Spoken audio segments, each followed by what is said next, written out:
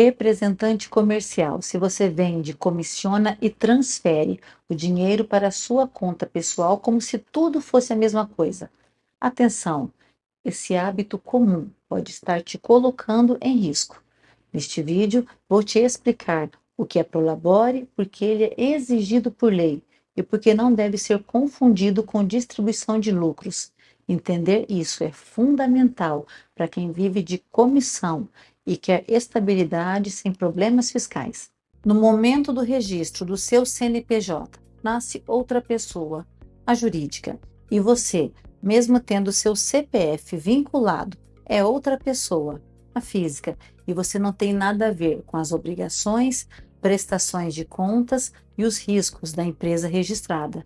E todos trabalham para um retorno pessoal, profissional e, é claro, financeiro. E você não pode simplesmente retirar o dinheiro recebido pelo CNPJ e transferir para sua conta pessoal. Existe uma conformidade fiscal, regras para cumprir obrigações tributárias e legais. Sou Neuza Manfrim, contadora de empreendedores e digitais. Te ajudo a pagar o menor imposto do seu segmento de forma legal. Este vídeo é para o empreendedor que já tem a sua empresa constituída. Caso você ainda esteja usando o seu CPF para atividades de negócio, temos vídeos neste canal explicando e mostrando quanto te custará permanecer assim. Então vamos lá, existem duas formas legais da empresa retribuir financeiramente seus sócios. Uma por seu trabalho dedicado na empresa, que é a retirada de Prolabore, e a outra pelo resultado do seu negócio, que após apurado distribui em forma de lucros, que até 2025 era totalmente isento, e a partir de 2026 paga-se imposto de 10% quando distribuídos acima de 50 mil no mês. Este conteúdo é um tema sensível, porque há sócio que faz as retiradas apenas em uma dessas nomenclaturas, a de lucros, entendendo não ser necessário o Prolabore. Mas existe um risco neste entendimento e é o porquê deste vídeo. Prolabore. Essa palavra vem do latim e o seu significado é pelo trabalho. É a remuneração do sócio ou seu administrador pelo trabalho desempenhado. É como se fosse o salário do dono. Só recebe Prolabore o sócio que efetivamente atua na gestão ou na operação da sua empresa. Aquele sócio puramente investidor ou cotista que está na empresa unicamente pelo resultado, receberá apenas por este resultado os lucros. Reforço: uma das condições do Prolabore é a pessoa do sócio exercer atividade e esta atividade ser remunerada pelo seu trabalho. Por isso exclui o sócio que não presta serviços à sociedade. A lei não estabelece períodos, mas é comum ser mensal para suprir os compromissos pessoais, a retirada de Prolabore e a previsão legal.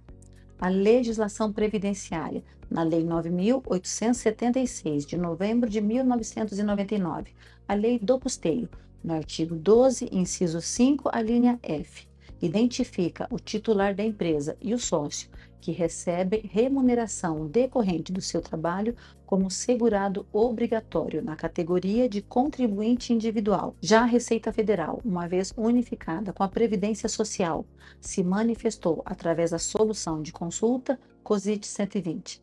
O fato gerador da contribuição previdenciária ocorre no mês em que for paga ou creditada a remuneração do contribuinte individual, sendo obrigatória a discriminação desta, que é paga pelo trabalho, daquela, que é a distribuição de lucro. Pelo menos parte dos valores pagos ao sócio que presta serviços à sociedade terá necessariamente natureza jurídica de retribuição pelo trabalho, sujeita à incidência da contribuição previdenciária no percentual de 11%. A importância do Prolabore, que além da previsão em lei, é por ter a contribuição do INSS que garantirá a cobertura dos benefícios previdenciários, auxílios como acidente, doença, reclusão, aposentadorias, pensão por morte e salário maternidade da empresária. Então, a grande diferença do Prolabore são os impostos, e são eles: a contribuição ao INSS, que comentamos, alíquota 11% sobre o valor do Prolabore. Valor mínimo: o salário mínimo, hoje 1.621, valor máximo, o teto, hoje 8.475,55. Valor menor que o mínimo não é reconhecido para poder liberar os benefícios da Previdência. E valor maior que o teto é pagar à toa, porque o INSS só te repassa até aquele valor. O Imposto de Renda Retido na Fonte, IRRF, incide sobre o valor recebido pelo sócio, descontado antes o valor do imposto do INSS.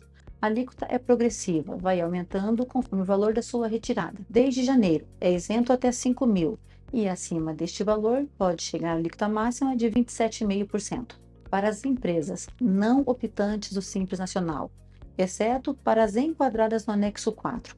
Acrescenta 20% de INSS patronal. O risco em não fazer a retirada de prolabore são as possíveis autuações, que já está acontecendo, por haver a confusão com a transferência de distribuição de lucros. Inclusive, não pode distribuir lucros a empresa que tem impostos em atraso, passível de multa. Lei 11.051, de dezembro de 2004, artigo 17.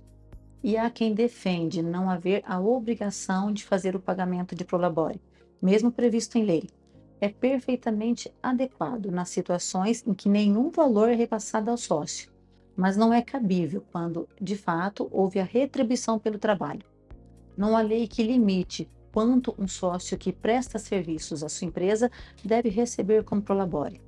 Existe a prática de um salário mínimo, que é o valor que a legislação prevê para que haja a incidência da contribuição previdenciária. Atenção, receber apenas lucros distribuídos por ser rendimento isento, declarando que a atividade não é remunerada, mesmo estando ali trabalhando, prestando seus serviços na empresa. A Receita Federal pode concluir que tudo que o sócio recebeu é prolabore e cobrar a contribuição do INSS sobre o total retirado no mês. Agora vamos falar do fator R. Empresas enquadradas no regime do Simples Nacional podem estar entre 5 anexos, cada anexo com alíquotas específicas. E para saber em qual estar entre estes anexos é através do seu CNAE, que é o código que identifica a sua atividade econômica, que pode ser a principal ou secundária, e por força de lei, as atividades de profissão regulamentada, serviços que exigem alto grau de especialização, cunho intelectual ou científico se enquadram no anexo 5, que inicia com um percentual de 15,5%, o maior percentual dos anexos do Simples Nacional, mas a legislação permite que empresas tenham a possibilidade de alternar o anexo com imposto menor, o anexo 3, que neste o percentual é de 6%. Para que isso aconteça, deve levar em consideração quanto do seu faturamento são gastos com folha de pagamento, que inclui o prolabore, não os lucros, o prolabore. E para esta situação, deve ter um olhar atento, um planejamento fiscal para estar neste anexo mais vantajoso e garantir o menor imposto. E como conclusão, há momentos em que é plausível não ter o recebimento de prolabore, no início das atividades, numa fase com dificuldade financeira, em que pausa ou diminui o valor da retirada para manter a cobertura da Previdência Social e a conformidade legal, e complementa via distribuição de lucros, se a empresa estiver regular, com os impostos. Ambas as rendas são retribuições ao sócio, uma de natureza remuneratória pelo seu trabalho e a outra relacionada ao resultado da empresa. Esta diferenciação deve ficar muito clara. Olhe o risco, não entender isso, caso não conste discriminado na contabilidade o que é remuneração do trabalho e o resultado do negócio, os lucros apurados, a contribuição previdenciária pode incidir sobre o total retirado no mês, como já comentamos. Caso queira mais informações, deixe um comentário ou entre em contato, será um prazer ajudar você. E nos apoie, se inscreva em nosso canal, deixe seu like e compartilhe, sempre tem alguém fazendo errado ou com dúvidas sobre este assunto. Um grande abraço, sucesso para os seus negócios e até o nosso próximo encontro.